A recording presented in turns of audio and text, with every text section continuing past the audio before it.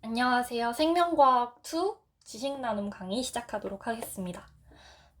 세포막과 효소는 수능특강에서 3강으로 나오는 내용인데 1강, 2강 같은 경우는 조금 단순한 면이 있어서 3강부터 시작을 하려고 합니다.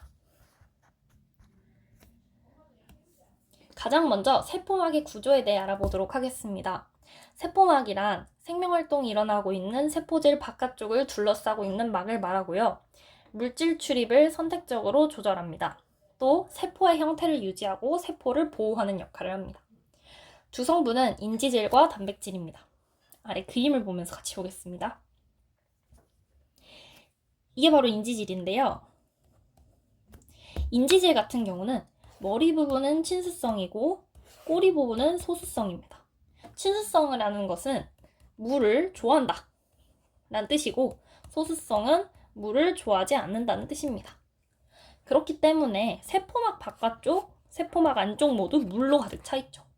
그렇기 때문에 친수성인 머리 쪽이 이 물과 맞닿는 방향으로 배치가 되게 됩니다. 그래서 이렇게 그림과 같이 인지질이 배치가 되고 이러한 인지질이 반복적으로 계속해서 배치되어 있는 상태의 인지질 이중층이 만들어지게 됩니다. 그리고 이 인지질 이중층 사이에 막단백질이 이렇게 껴있는 상태로 세포막은 존재합니다. 이렇게 껴있는 단백질을 막단백질이라고 하는데요. 막단백질이 하는 기능을 알아보도록 하겠습니다. 먼저 세포 인식을 하고요. 신호를 전달하고 효소작용에도 관여합니다. 가장 중요한 건 물질 수송입니다. 이에 관한 내용은 조금 더 나중에 알아보도록 하고 세포막에서 인지질과 단백질은 특정 위치에 고정되어 있지 않고 유동성을 가지는데 이 특성을 표현하는 말이 바로 유동 모자이크 막입니다. 아래 실험을 보면 생쥐세포의 막단백질에 이렇게 색깔을 표시를 했습니다. 그리고 사람 세포와 융합을 시켰는데요. 분명히 세포가 고정적으로 가만히 있는다면 융합을 시켰을 때 색칠한 부분이 이렇게 한쪽에 모여있고 색칠하지 않은 부분이 따로따로 있어야 할 것입니다. 그런데 1시간 지났더니 이렇게 표지한 막단백질과 표지하지 않은 막단백질이 섞여 있었다는 것은 세포가 계속해서 이동하는 유동성을 가지고 있다라는 근거가 될 수 있습니다. 그 다음으로 세포막의 선택적 투과성에 대해 알아보겠습니다. 반투과성 막이란 막의 구멍보다 큰 용매나 용질은 통과시키지 않지만 그 구멍보다 작은 용매나 용질은 통과시키는 막입니다. 세포막 역시도 반투과성 막과 유사한 특징을 갖습니다. 산소나 이산화탄소 같이 크기가 작고 극성이 없는 물질은 인지질 이중층을 쉽게 통과할 수 있습니다. 하지만 포도당이나 아미노산과 같이 극성을 띠거나 전하를 띠는 물질, 또 크기가 큰 물질 같은 경우는 인지질 이중층을 뚫고 세포 안팎으로 이동하기가 힘듭니다. 이 때문에 이러한 물질들은 막단백질을 통해서 이동시키게 됩니다. 세포막은 선택적으로 출입하는 물질을 조절한다고 했습니다. 그 물질 출입 방법에는 3가지가 있는데요. 첫 번째가 확산입니다. 확산은 농도가 높은 쪽에서 낮은 쪽으로 물질이 이동하는 것으로 분자 운동에 의해서 일어나기 때문에 HP가 사용되지 않는 물질 수송 방식입니다. 확산의 종류에는 단순 확산과 촉진 확산이 있습니다. 단순 확산은 물질이 농도 기울기를 따라 인지질 이중층을 직접 통과하여 이동하는 물질 이동 방식이고, 촉진 확산은 인지질 이중층을 직접 통과하지 않고 수송 단백질을 통해 이동하는 물질 이동 방식입니다. 아래 그림을 보면서 또 자세히 알아보자면 단순 확산 같은 경우는 온도가 높고 물질의 농도차가 클수록 확산 속도가 비례해서 점점 계속 커집니다. 하지만 촉진 확산 같은 경우는 운반체 단백질에 의해서 일어나기 때문에 어느 정도까지는 속도가 높아지다가 일정 수준이 되면 이 모든 운반체 단백질이 일을 하고 있겠죠. 그럼 더 이상 일을 할 단백질이 없기 때문에 일정 수준부터는 촉진 확산 속도가 증가하지 않고 일정해집니다. 이걸 나타낸 그래프가 여기 있는 거고요. 그 다음 물질 수송 방식은 삼투입니다. 삼투는 물질은 통과하지 않고 물은 통과할 수 있는 반투과성 막을 사이에 두고 물의 농도가 높은 쪽에서 낮은 쪽으로 물이 이동하는 물질 이동 방식입니다. 조금 더 자세히 설명을 해보자면 이렇게 막을 사이에 두고 오른쪽은 용질이 많고요. 왼쪽은 용질이 적다고 해봅시다. 그러면 원래 아까 얘기한 확산에 의해서라면 이렇게 오른쪽에서 왼쪽으로 직접 용질이 이동을 해야 돼요. 그런데 용질이 막을 뚫고 가지 못합니다. 그럼 물이 대신 이동을 해주는 거예요. 상대적인 농도가 맞아지려면 여기에 물이 더 많아야겠죠. 그래서 이쪽에 있던 물이 오른쪽으로 이동하게 됩니다. 이게 바로 삼투이고요. 삼투는 물의 확산에 의해서 일어나기 때문에 역시나 ATP가 사용되지 않습니다. 또 삼투가 일어날 때 물의 이동에 의해서 반투과성 막이 받는 압력을 삼투압이라고 하고, 삼투압은 반투과성 막을 경계로 용액의 농도차가 클수록 커집니다. 그 다음으로 동물세포와 식물세포에서 일어나는 삼투에 대해 알아보도록 하겠습니다. 저장액은 우리 몸의 농도보다 농도가 낮은 용액, 고장액은 농도가 더 높은 용액, 등장액은 농도가 같은 용액을 말합니다. 동물세포와 식물세포는 똑같이 저장액에 넣더라도 또는 똑같이 고장액에 넣더라도 나타나는 현상이 다른데요. 이 이유는 세포벽이 동물세포는 없고 식물세포는 있기 때문입니다. 알아보겠습니다. 저장액 같은 경우는 바깥쪽 농도가 낮고 안쪽 농도가 높죠. 상대적으로. 그래서 들어오는 물의 양이 더 많습니다. 나가는 물의 양도 있지만, 물도 있지만 들어오는 물의 양이 더 많기 때문에 부피가 점점 증가하게 되고, 세포벽이 없는 동물세포 같은 경우는 일정 수준 이상이 돼서 터지는 용혈 현상이 일어날 수 있습니다. 등장액 같은 경우는 물의 이동은 역시 있지만 들어가는 물과 나가는 물이 같기 때문에 부피와 농도의 변화가 없고요. 고장액 같은 경우는 유출되는 물이 들어오는 양보다 더 많기 때문에 쭈그러들게 됩니다. 식물세포는 저장액에 넣으면 똑같이 부피가 점점 커지는데 세포벽이 있기 때문에 터지지는 않습니다. 그래서 팽윤 상태가 유지되고요. 등장액 같은 경우는 역시 변화가 없고, 고장액 같은 경우는 쭈그러든다고 했잖아요. 근데 쭈그러들다가 보면 세포막이 세포벽과 분리가 되게 됩니다. 그래서 원형질 분리가 일어나게 됩니다. 식물세포의 삼투압, 팽압, 흡수력의 관계에 대해 알아보도록 하겠습니다. 고장액에 넣어서 원형질 분리가 일어난 식물세포를 저장액에 넣으면 어떤 현상이 일어날지 알아보는 건데요. 먼저 삼투압은 삼투 현상에 의해서 물이 점점 유입되죠. 그럼 세포 내의 농도가 낮아지기 때문에 삼투압은 감소하게 됩니다. 팽압 같은 경우는 물이 유입이 된다 했잖아요. 물이 유입이 되면 될수록 부피가 점점 늘어나고 팽윤 상태가 되겠죠.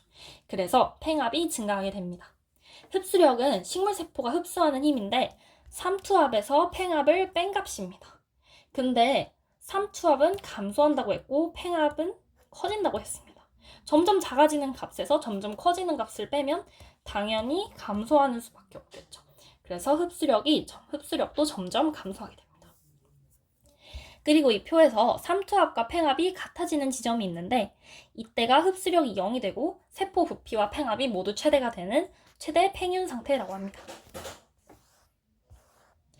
마지막 물질 이동 방식은 능동수송입니다. 능동수송은 물질의 농도가 낮은 쪽에서 높은 쪽으로 물질을 이동시키는 방식인데요. 지금까지 확산과 삼투와는 다르게 에너지가 사용됩니다. 대표적으로 나트륨 칼륨 펌프에 의한 이온 이동이 있습니다. 세포막에 존재하는 운반체 단백질에 의해 일어나고 특정 물질 농도가 세포 안 밖에서 서로 다르게 유지되는데 이용됩니다. 그 다음으로 세포 내 섭취와 세포 외 배출에 대해 알아보도록 하겠습니다. 세포 내 섭취에 대해 먼저 알아보면 세포막을 통과할 수 없는 단백질과 같은 세포 밖의 큰 물질을 세포막으로 감싸서 세포 안으로 끌어들이는 물질 이동 방식입니다. 크기가 큰 고형 물질을 감싸서 안으로 이동시키는 것을 식세포 작용이라고 하고, 액체 상태의 물질을 세포 안으로 이동시키면 음세포 작용이라고 합니다. 세포의 배출은 분비소낭이 세포막과 이렇게 융합하면서 분비소낭 속에 있던 물질을 배출하는 것을 이야기하는데요. 이 세포의 배출과 세포 내 섭취 모두 에너지가 사용되는 행동입니다. 그 다음으로 효소의 기능과 특성에 대해 알아보겠습니다. 먼저 우리 몸에선 다양한 대사작용, 화학 반응이 일어나는데요. 활성화 에너지는 어떤 물질이 화학 반응을 일으키기 위해 필요한 최소한의 에너지를 말합니다. 반응물이 활성화 에너지 이상의 에너지를 가지고 있어야만 화학 반응이 일어나게 됩니다. 그러면 활성화 에너지가 낮아지면 낮아질수록 이 언덕을 오르기가 훨씬 쉬워지겠죠. 그래서 분자수가 점점 더 많이 반응하게 되면서 반응 속도가 빨라집니다. 효소는 반응물인 기질과 결합해서 활성화 에너지를 낮춰주는 역할을 합니다.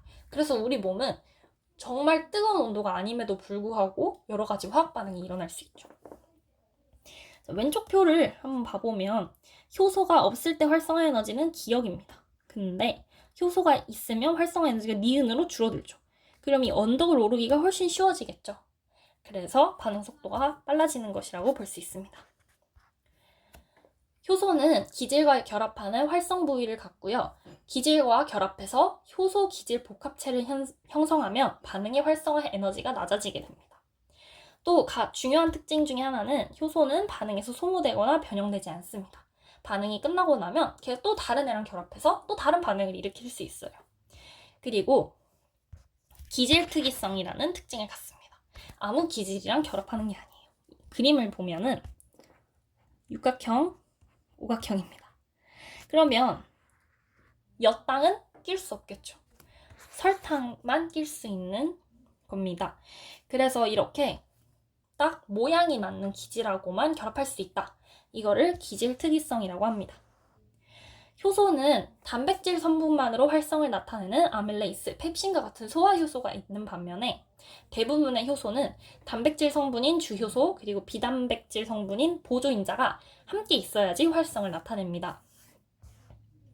주효소는 단백질 부분이기 때문에 온도와 pH 영향을 받아서 입체 구조가 변할 가능성이 높습니다. 하지만 보조인자는 단백질이 아니기 때문에 온도나 pH의 영향을 비교적 덜 받게 됩니다. 또 효소에서 활성이 최대가 되는 온도와 pH를 각각 최적 온도와 최적 pH라고 합니다. 최적 온도, 최적 pH까지는 반응 속도가 온도가 올라갈수록 점점 높아지지만 최적 온도나 최적 pH를 넘게 되면 단백질은 변성이 되죠. 변성이 되면은 기능이 회복되지 않습니다. 그래서 이 이후부터는 반응 속도가 급격하게 떨어지는 것을 볼 수 있습니다. 반말은? 자, 그리고 효소 기질 복합체를 형성하는 것을 막는 물질이 바로 저해제입니다. 저해제는 두 가지 종류가 있는데요. 경쟁적 저해제와 비경쟁적 저해제가 있습니다. 이렇게 기질과 유사해가지고 기질 대신에 경쟁적 저해제가 붙어가지고 기질이 못 결합하게 하는 것을 경쟁적 저해제라고 하고요. 기질과는 달라요. 하지만 기질이 붙는 곳이 아닌 다른 곳에 이렇게 결합을 해서 이 효소의 구조를 바꿔버리는 겁니다. 그러면 원래 붙어야 했던 기질이 잘 붙지 못하겠죠. 이렇게 만드는 걸 바로 비경쟁적 저해제라고 합니다. 이 경쟁적 저해제 같은 경우는 기질이 많아지면 많아질수록 자리를 빼앗기겠죠. 그래서 점점 이 효과가 적어집니다. 그런데 비경쟁적 저해제 같은 경우는 기질의 양과는 다르게 어차피 그냥 같은 양으로 계속 효소를 변형시키면 되는 거잖아요. 그래서 양이 늘어나면 늘어날수록 계속해서 효과는 줄어들지 않습니다. 계속해서 유지가 되고 있습니다. 이렇게 이와 관련해서 2점, 3점 문제도 다양하게 있는데요. 개념 설명까지 하고 강의를 마치도록 하겠습니다.